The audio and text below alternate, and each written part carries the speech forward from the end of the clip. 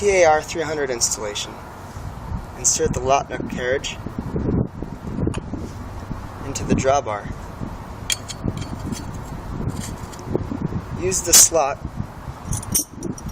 in the TAR300 wrench to position the lock nut carriage into place so that the receiver pin holes are aligned.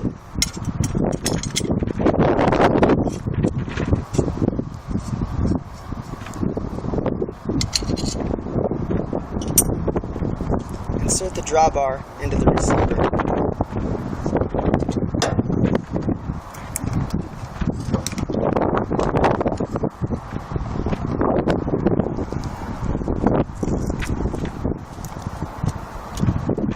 Insert the male end of the receiver pin through the holes in the unit.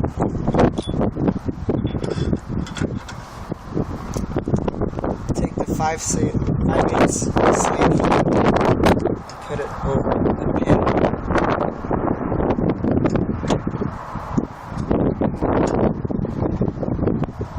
And tighten the threads. And tighten the rest of the way with the wrench. Once tightened, put the locking head on to the pin. The TAR300 is now installed and you're ready for a quiet ride.